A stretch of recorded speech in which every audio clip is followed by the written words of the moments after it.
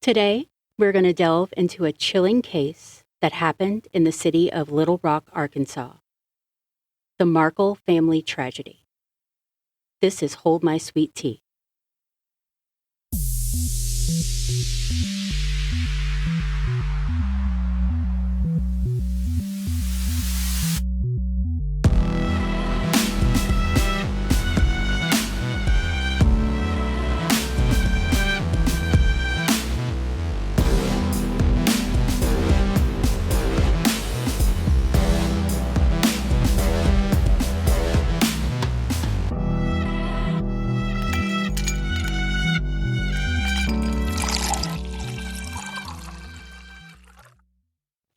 Hey, everybody. I'm Holly. And I'm Burl. And today I want to know what you thought you were going to be when you were little. And you were like, hey, when I grow up, I want to be a... Oh, goodness. That's a good question. So, when I was young, I kind of wanted to be a scientist because science fascinated me. And then as I got a little bit older, I wanted to be a veterinarian because I loved animals, especially cats. Babies. But I loved all animals. I would rescue frogs and lizards and turtles and all kinds of stuff. And then my mom would make me go put them back. I did that with a garden snake once. I took it away from my dad's girlfriend's cat. She was attacking it. And I picked it up and I brought it in the house. And my dad was like, don't ever pick up a snake. And I was like, it's a baby. It's just a baby.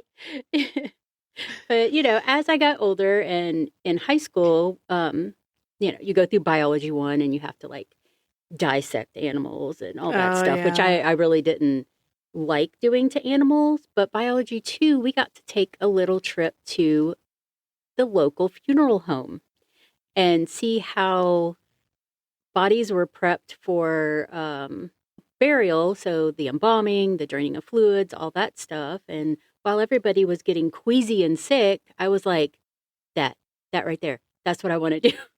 Because I had no problem slicing a human open, but animals, absolutely not. So you went from, I want to help animals to, I want to prep dead people. Yes, exactly. And that's where all of my weird and quirkiness started coming out. I was like, this is what I was meant to be. But I didn't go to finish college. I didn't go through all that, and I should have. Yeah, so it was like trigger activated. I know. So what about you? So we moved a ton. Mm-hmm. And most of the time it was far enough that we were driving all night. So I became super fascinated with 18-wheelers. I mean, they're pretty cool. So for the longest time, I would tell my dad that when I grow up, I was going to be a truck driver. A long haul trucker. You know how many people die at truck stops? Good thing I changed my mind, huh? Right. I was like, I'm too cute to be a truck driver. Like, no. So then for a little while, I wanted to be a ballerina. See, it's the extremes. We went from a truck driver to a ballerina. Yeah, and then I had a really traumatic experience. I dressed up as a ballerina for Halloween when I was in kindergarten. Mm-hmm.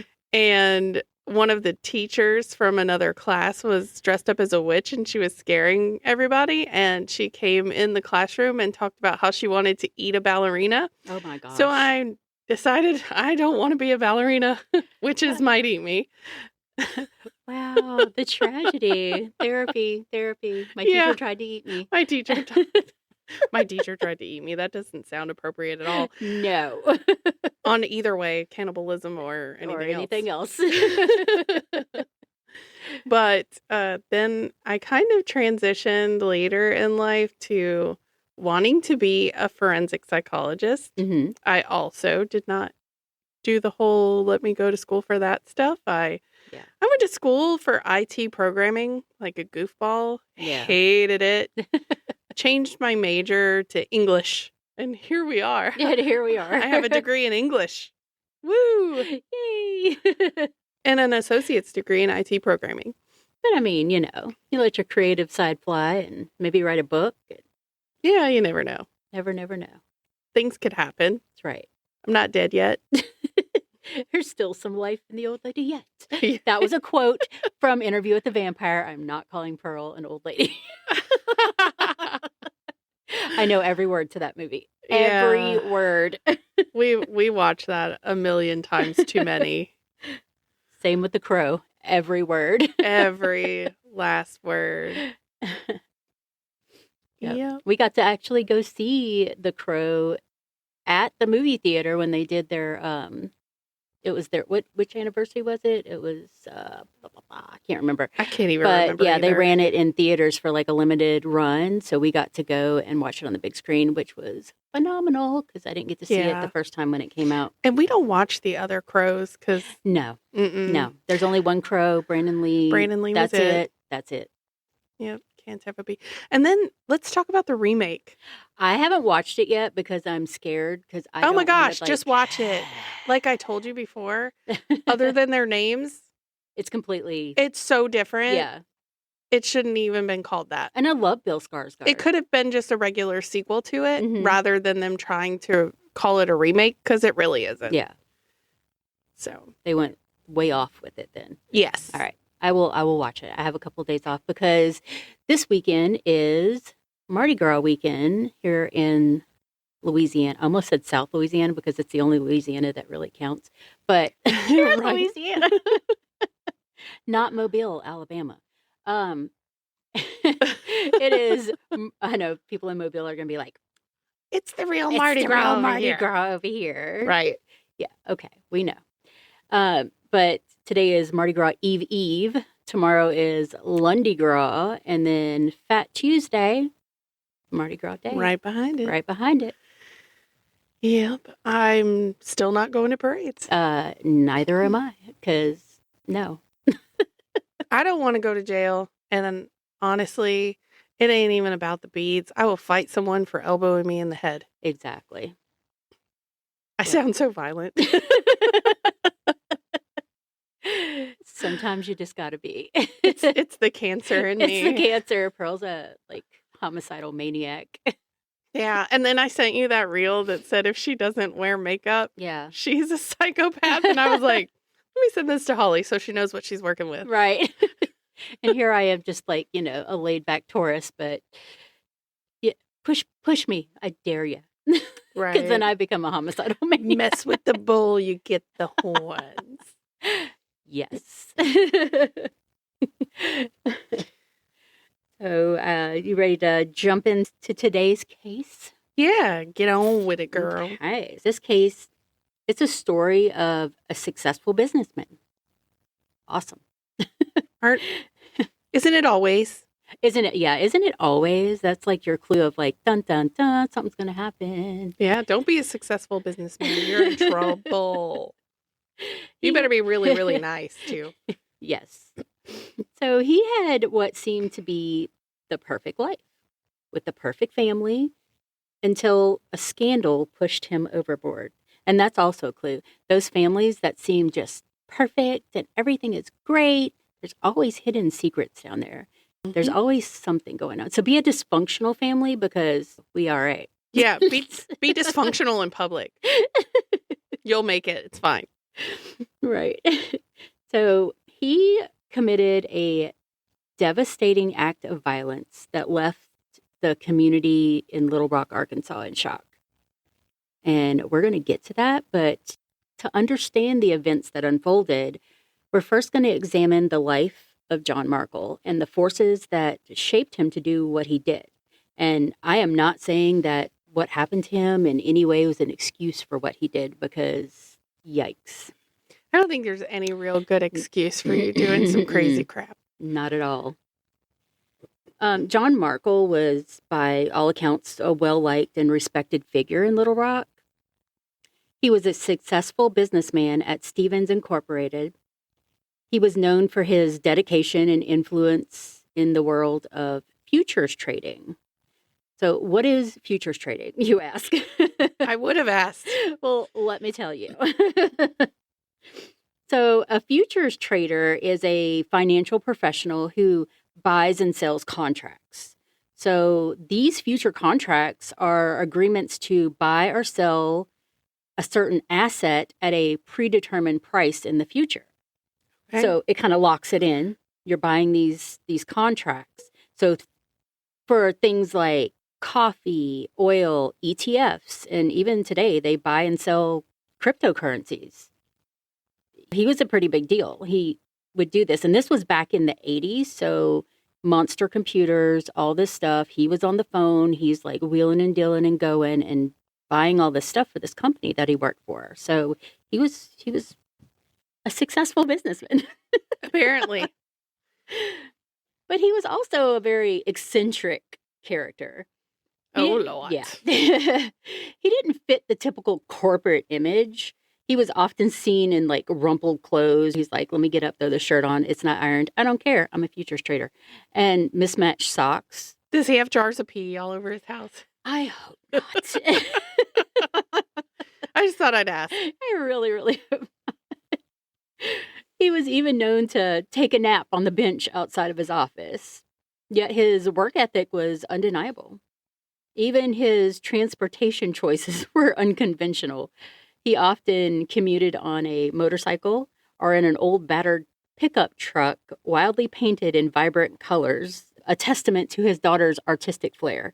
So he's like, go nuts, paint that truck. I'll drive it. It's fine.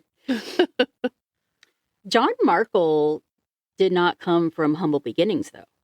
So you would think he's like this laid back guy. He's cool. He's kind of in touch with his family side or whatever. His po-folk side? Is that what you're trying to say? I was trying to say po-folk side, but he really wasn't po.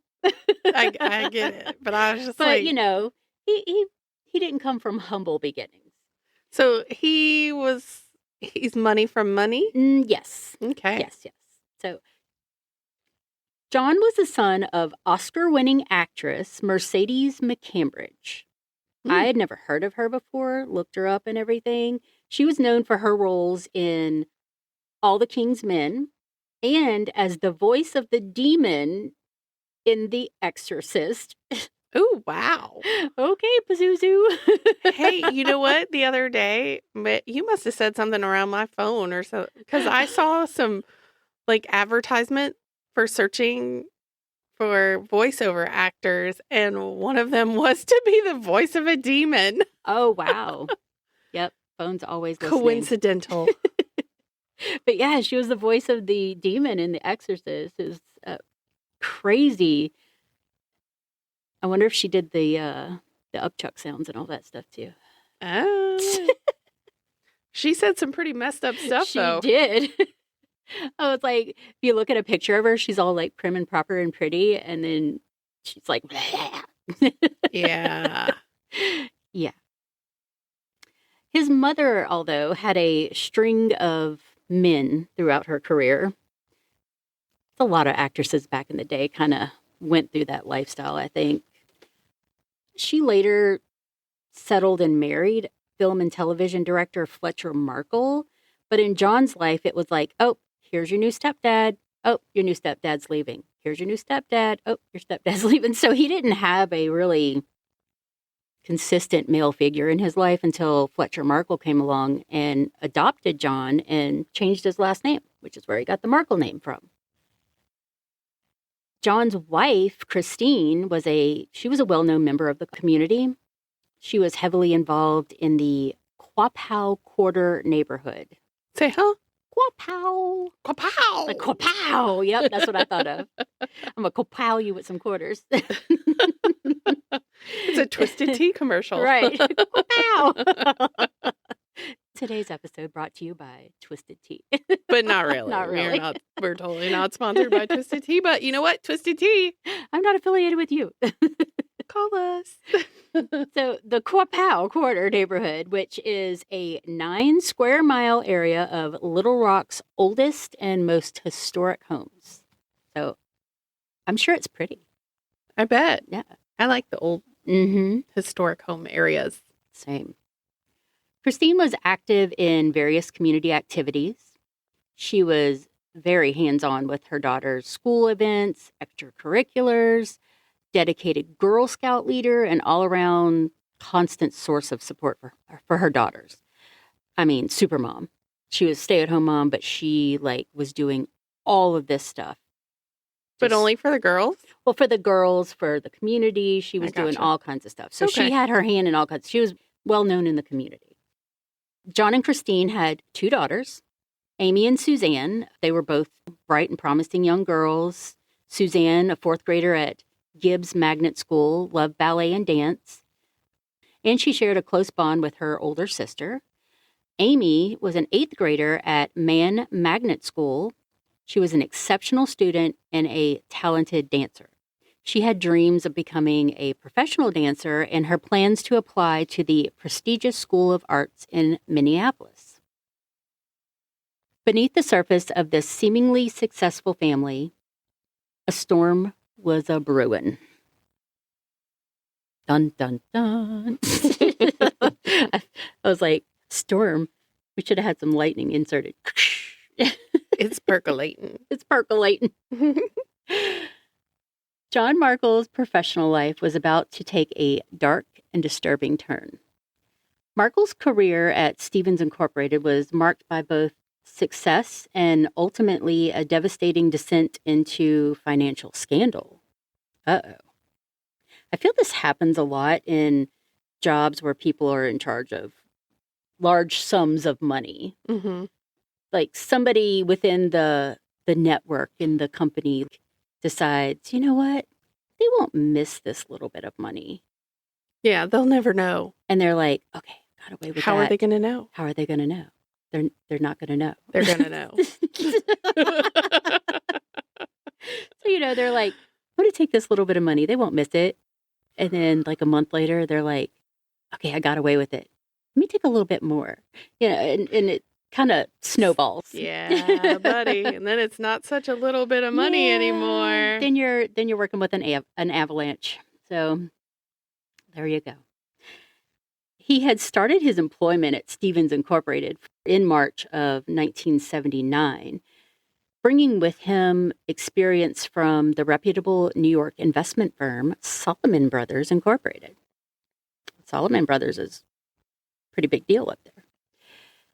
His skills with futures were unmatched, which made him an asset to the company. In fact, on July 30th of 1985, he executed what is believed to be the first international trade of listed U.S. government securities.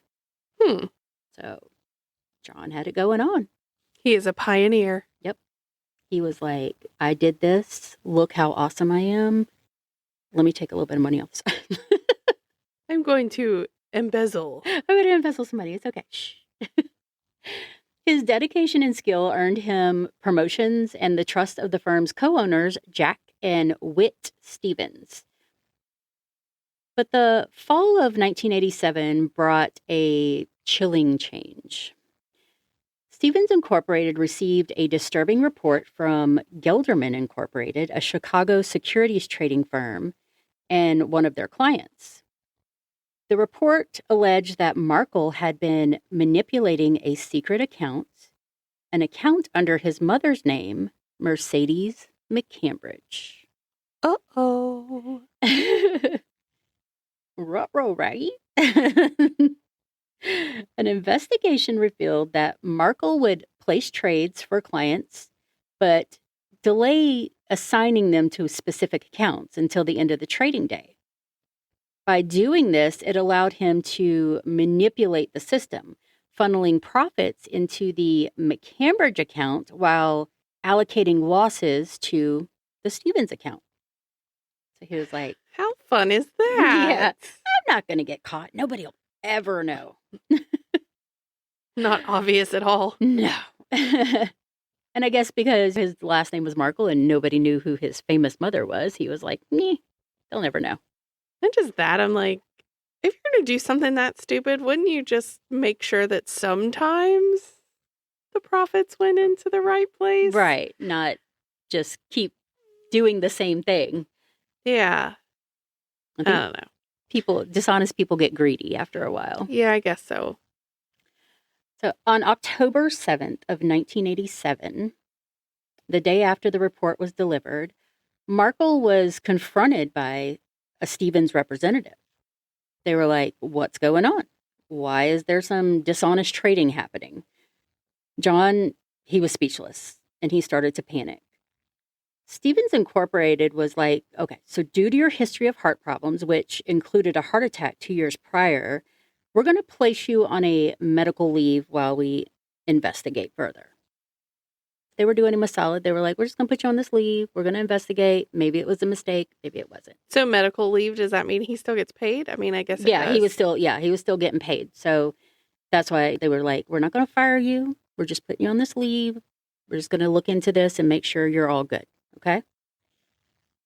During the week of November 9th, while John was on leave, Gelderman provided further evidence of Markle's wrongdoings. On November 13th, John Markle was terminated. So they were like, nope, you're done. So, right. Markle became desperate, as anybody in that situation I'm sure would do, and he tried to salvage the situation. He proposed, let me transfer $800,000 of his mother's assets into a Stevens account. His mother would receive the interest income for her lifetime, and after that, the principal would revert to Stevens. But the offer was rejected at Stevens, and they demanded $1 million in restitution and threatened legal action if the amount wasn't received within 30 days. So they tried to make a deal with him. Yeah. So he tried to make a deal with them. Right, but they didn't like his, so they countered with their own and then said, this is the only way to keep your butt out of jail. Right, because otherwise you're going to prison because you did some bad things. Sweet. Yes.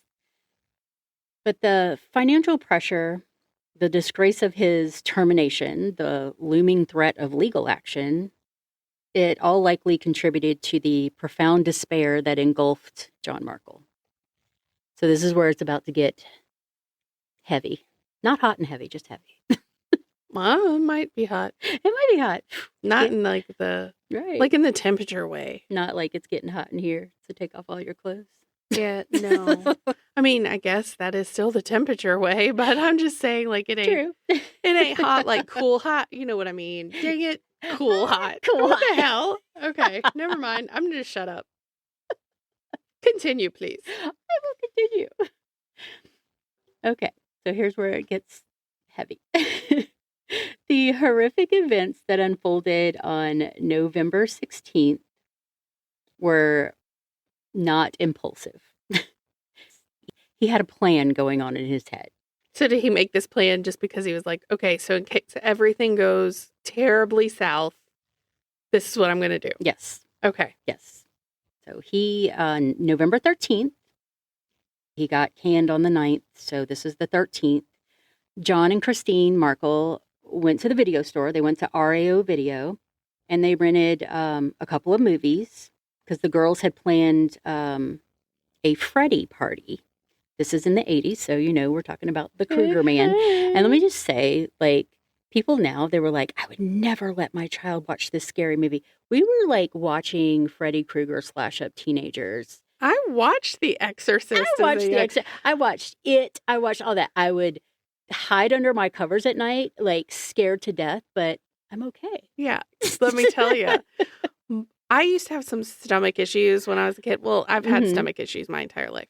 But as a child, my stomach would hurt all the time, and I'd be, like, crying at night, and I would tell my dad, like, my bed's too hard, and I was a stomach sleeper, so I couldn't sleep like that. And so my dad buys me a waterbed. Oh, my gosh. And I had watched A Nightmare on Elm Street. And so I literally slept with rosary beads underneath my pillow for weeks because I was scared Freddie was going to pull me into the waterbed. Like Johnny Depp. One night, it was so bad, I actually got down and slept on the floor, and my dad came in to check on me and is like, why are you on the floor? Freddie's coming for me. And he's like, well, maybe you shouldn't watch that stuff anymore. And I'm like, but no, I love it. And he's like, well, then don't believe it. Get in bed. It's fake. Right. To this day, I will be in the bathtub relaxing and getting like just kind of drowsy and stuff. And I'm like, nope, time to get out. Yep, me too. I'm like, start getting sleepy. Get out. Yep, Freddie's gonna come through that water. But the girls had planned a Freddie party. They wanted to watch it. So they went and rented A Nightmare on Elm Street, which was later found in the VCR in the second floor playroom.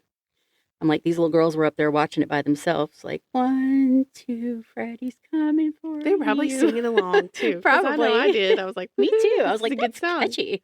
Yeah, it is. So on November 15th, a man matching John Markle's description walked into the Quapow Gallery. Quapow. Quapow. I can't not say it like that anymore. Sorry. And purchased what was considered then an expensive old man Halloween mask. The mask was $24 and described as dark skin with partially bald head, like a large bulbous nose, salt and pepper hair, and a mustache. We're going to put a picture up with this. It is terrifying. Yeah, it's creepy. I'm like, no. So, although it looks a little bit like him. It kind of does a little bit. So I'm like, your actual face was creepy enough. So let's put a mask on to creep you up a little bit more. So, again, this is the premeditated part. Mm-hmm. Went and bought a mask after the girls had watched A Nightmare on Elm Street a few days before. Mm-hmm. So in the pre-dawn hours of November 16th, this is the next day after purchasing the mask, a violent thunderstorm raged over Little Rock, causing power outages all over the city. So, kapow! Kapow. Ka-ching. Kabloom. You can tell we have children that watch those movies in that era over and over and over again. Mm-hmm. So, amidst the downpour of rain, the crashing thunder, a scene of unspeakable horror was unfolding in a beautiful Victorian home on Main Street, just a short distance from the governor's mansion. So they were in this really nice area. The house is beautiful. The pictures of it are really pretty. We'll put those up too. Around 4 a.m., rookie officer Steve Moore, then only 21 years old, vividly recalls the scene. That night was a grim introduction into the reality of violent crime. It was something he never expected when he arrived at the Markle residence. Officer Moore found the front door when he got there, like, ajar. There was a light on within. So he called for backup. He was like, something doesn't seem right here. Yeah, a little bit off with the open door and the lights on. Yeah. And the call came from John's attorney because he had gotten a call from John. It was sounding a little weird. So he's like, well, let me call the police and get them over there. So he arrived a little bit later. So as Officer Moore stepped inside, a scene of horror beyond his comprehension just like unfolded before his eyes. 45-year-old John Markle lay dead in his first floor study, 2 bullet wounds to his head. Oh, he had to shoot himself twice.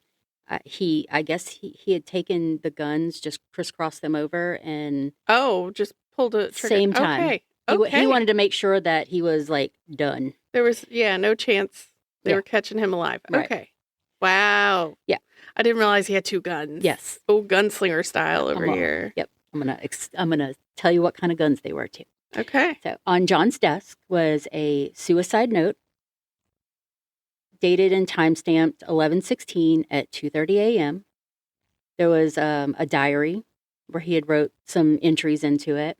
There was also a 12-page letter to his mother, 64 $100 bills, and a money order for $5,000.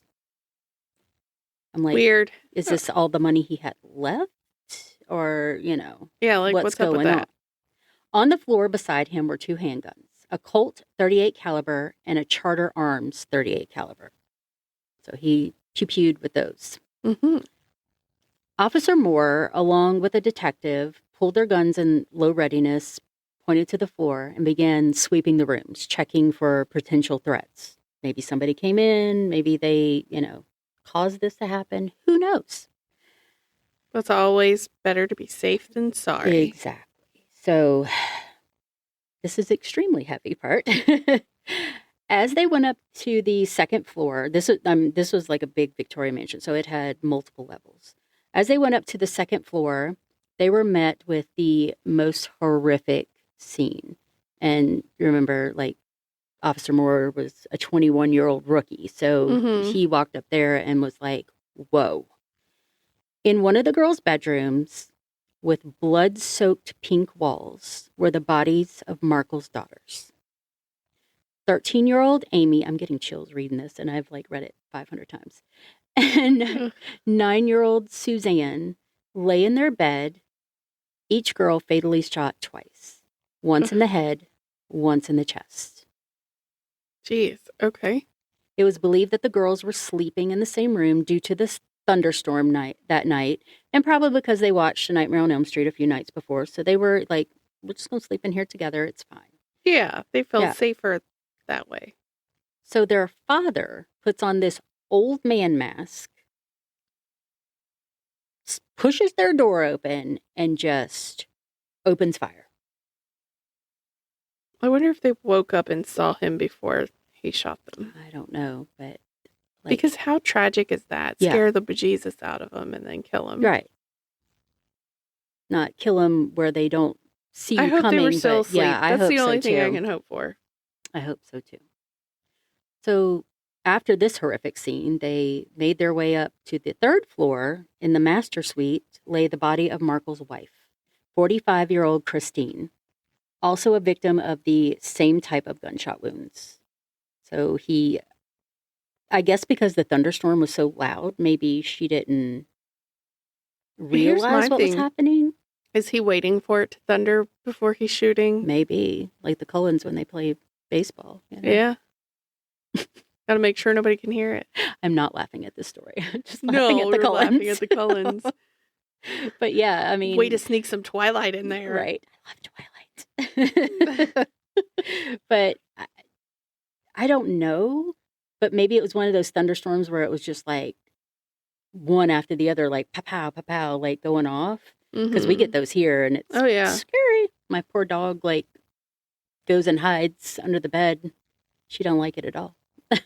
Mine just bark. They're like, oh, you think you're going to get me? I'm going to get you. You're going to get louder at me? I'm going to get louder. So 14 shots in all were fired from 2 .38 caliber and 1 .44 caliber handguns. And after they did all of the going through the house and everything, 18 firearms were taken as evidence from the house that night. Okay, makes sense, because I was about to go, wait a minute, that's not the guns you told me were by him, but okay. Yep. Got it. So lots and lots of guns in there. So he was stockpiled up. Then a disturbing detail emerged.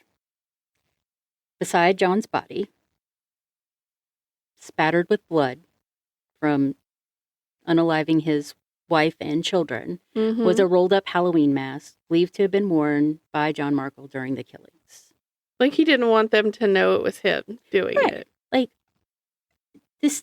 you're a piece of shit for wearing this mask to kill your wife and kids. Well, he's a coward. I mean, he's a coward for everything he's doing anyway. So. Exactly. So as they're investigating, the static from the living room television was like an unsettling quiet amidst the chaos. This is where the family had reportedly watched Nightmare on Elm Street in the days prior. And it was just like the most heavy scene ever. In a December 1987 news conference, Little Rock's police chief, Doc Hale, revealed that John Markle had been planning the murders of his wife and daughter and himself for at least 3 weeks. So they had evidence where he had planned all this stuff. Hale said, I don't think that we can ever tell you exactly why, but the evidence points to a plan, a tragic plan set in motion weeks ago. With his job loss. Yes. And the findings out of his embezzling and scheme. The threat of, we're going to take you to court if you don't pay this and all that stuff. And obviously he was like, no way I can pay this at all. So he felt like this was his only way out, I assume. Apparently so. Really, why do you have to take them with you, though? And that's what everybody was asking. Like, why would you kill your family if you were in this situation? Why didn't you just take yourself out and be done with it? But there's a little bit more to that, like, as we go down. So, okay. While the investigation shed light on the timeline, the exact motive remained elusive.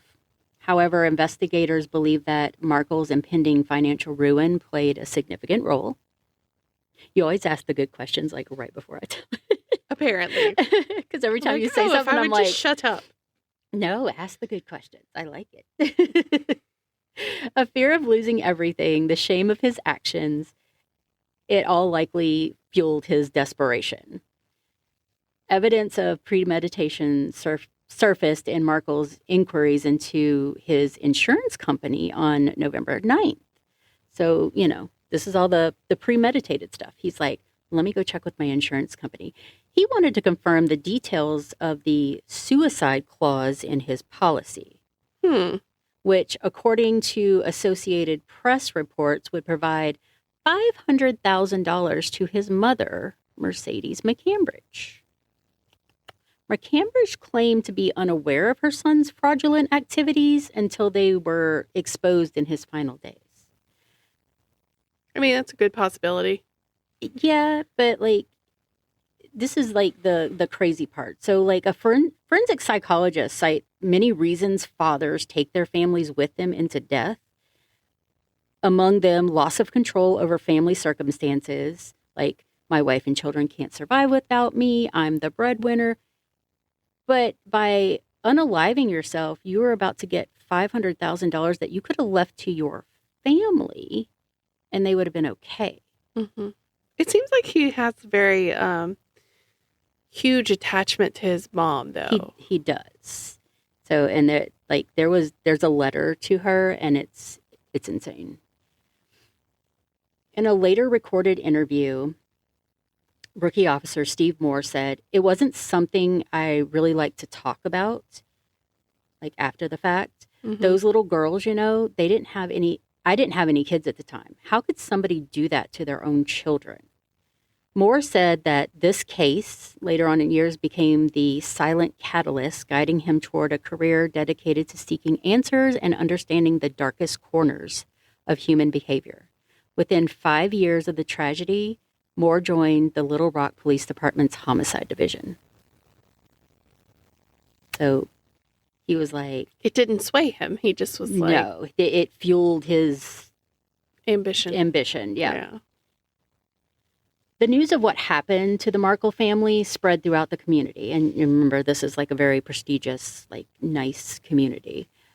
Victims of a meticulously planned and executed tragedy. The mask, the guns, the suicide note, letter, grim reminders of the calculated nature of this horrific crime.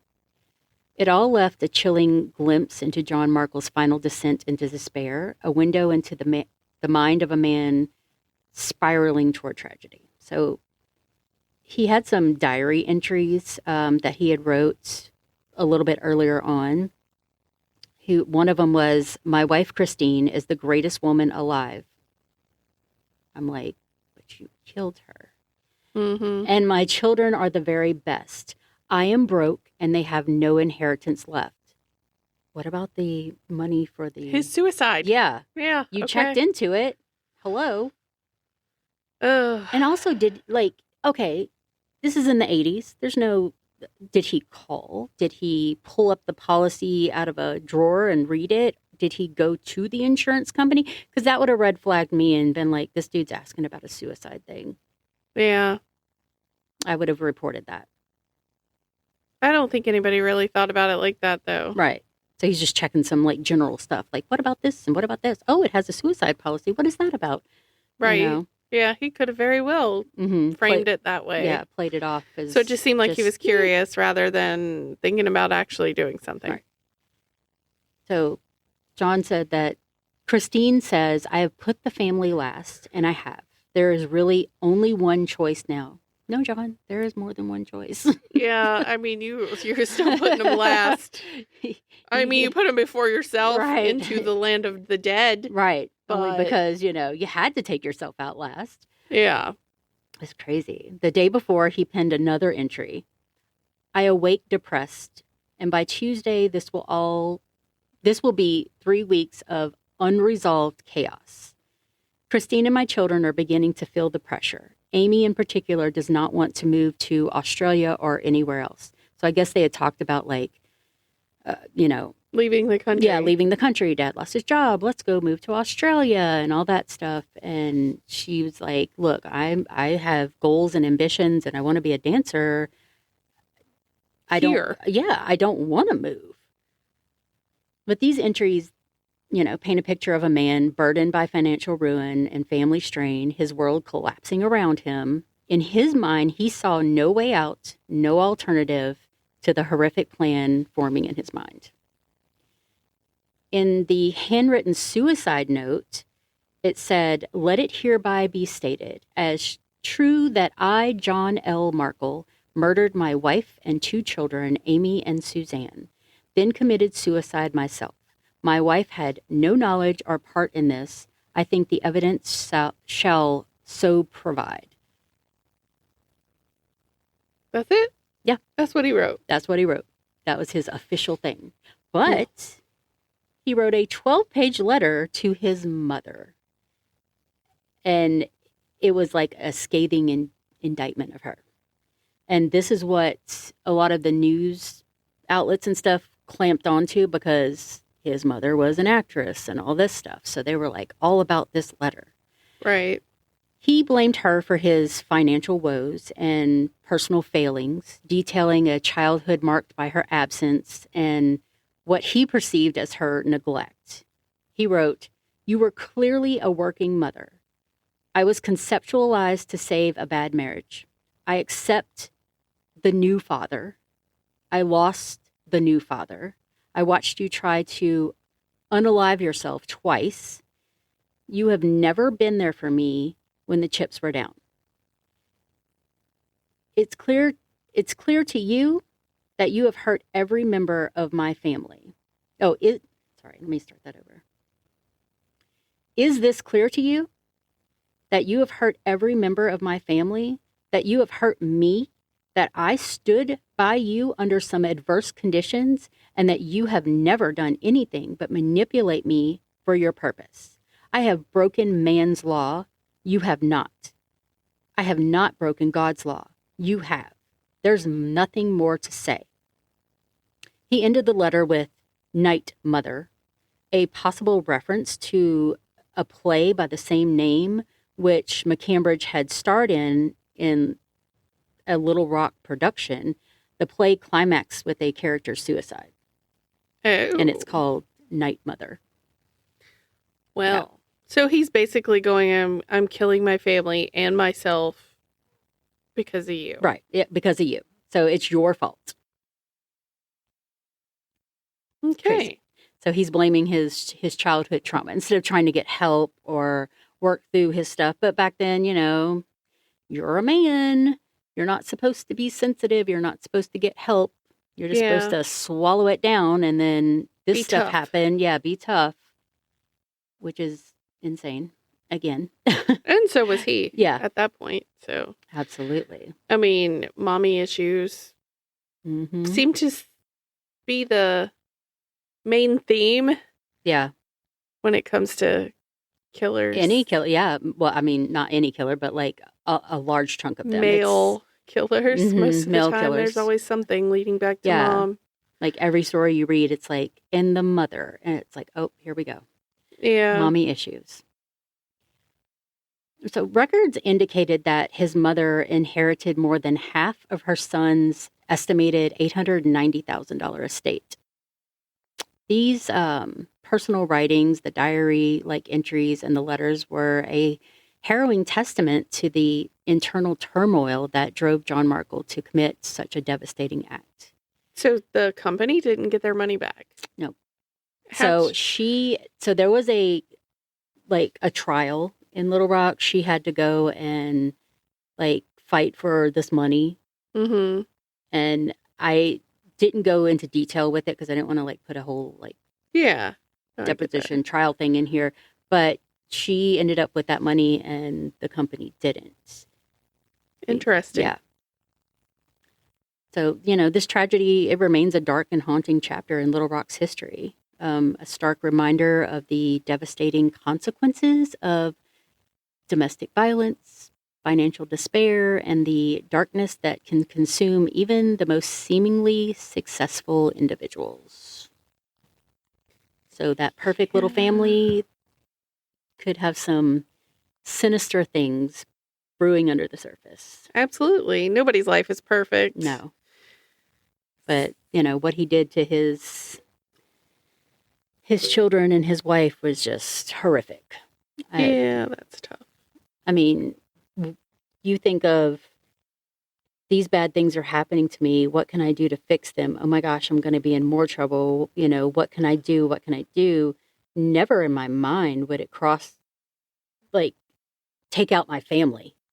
Yeah. Like, I'm going to take them with me into the afterlife. Done. Right. Aww. They don't deserve to live because I did this thing and I made this mistake. Yeah, all of that could have been theirs, but I guess if they had to fight, his mom had to fight for it. That's spending money they wouldn't have had, but still, the life insurance by itself. Yeah, just the life insurance and the Social Security insurance for the girls, and they would have gotten something. Yeah. They have family. They would have survived. Somehow, some way. Like, contrary to popular belief, women and single mothers can survive. We are two testaments to that. Super resourceful. Yes. Where there's a will, there is a way. You just got to find it. Mm-hmm. So, if you ever find yourself in a bad situation, like, call the suicide hotline. Don't, try to get some help or something. It is not the only choice. No, it is not. And, try to get some help. There's resources out there that will help you. And it's not the end of the world if you end up having to go to federal prison. I hear it's kind of nice there. I was going to say, you get fed, all that fun jazz. Right. You don't have to go to work anymore. No. You just get everything play some spades and dominoes and eat some snacks. Stay away from the big guy in the shower. There you go. You're like, I think don't sag your pants. Oh my gosh. That would be horrible. I don't know. I'm sitting here going, jail, death. But you don't have to kill other people. No, you don't have to take everybody else out. If you want to be a coward and kill yourself, like, don't take your family out. Yeah. But also try to get some help first. Yeah. And I'm going to make sure to put lots of pictures on the post and stuff that we do on our socials, and so we'll have to put everything. Make a reel or something with the pictures so that they can see all the stuff we talked about today. Yeah. The mask, the man, the house, the mom, the daughters, his mother, everything. So I've got lots and lots of pictures for this case. I did some digging, some deep diving. But I was like, this was a really good one, and I wanted to get out of our little bubble over here and move out into another state. So but Louisiana always draws me back because there's so much we live here and there's a lot of it that we've already heard about and know about, so it makes it easier to find the good stuff. But not that any of this is good, right? But I just mean the stuff that has more information, I guess, is the better way to put that. Yes. It's just really hard to report on stuff that doesn't have anything reported before. Right. And you run into a ton of that when you're looking for stuff to cover, because like we said before, we're trying to cover stuff we haven't really heard the other podcasts cover, but obviously it's not going to be something no one's ever covered before, because then you can't cover it either. Right. And I'm pretty sure that this one had been covered by a few other podcasts, but I didn't go digging into their stuff. I just stuck to the facts and went through the police reports and all the other stuff. So that way. Yeah, I don't watch the other podcasts or listen or whatever if it's video. Yeah. I just try to steer clear of that. If I haven't heard it already, I'm not going to listen to it. No, not at all. I don't want to be influenced at all by any of that. Nope. So hopefully you guys enjoyed this one, and we appreciate you joining us on Hold My Sweet Tea. All sources used to create this episode can be found in the show notes. The music is created by Patty Salzetta. Whoop, whoop. We love you, girl. Love you, Patty. Obviously, if you enjoyed this episode, we really, really, really, really, really want you to subscribe and leave us a review. Do what you do on whatever platform you're on. I know they all are a little bit different, so collect, follow, rate, review, like it. Yep. Like every episode. It's just everything you do on those platforms helps other people see us. Yes. So please, please, please do it. Obviously, you can follow us on social media. We're on Facebook, Instagram, TikTok. We're everywhere. And you can hear us anywhere you catch your podcasts. If you have a case you would like to have covered, or a ghost story, or a cool piece of Southern folklore, please email us at steeped@holdmysweettea.com. Yes, and we would love to hear from some of y'all. We haven't got an email yet, and we are patiently waiting. Yeah. So if you have a good story, something that your grandpappy told you, and it's passed down from generation to generation, let us know, because I am intrigued. I want to know, because that's the best story. Family stories and stuff are some of the best. Absolutely. Mm-hmm. So get on it and let us know. Hold My Sweet Tea is a Drunken Bee production. Bzz. And just remember to stay safe out there. And just because we're dipping doesn't mean y'all can't keep sipping. Bye. And don't murder your family.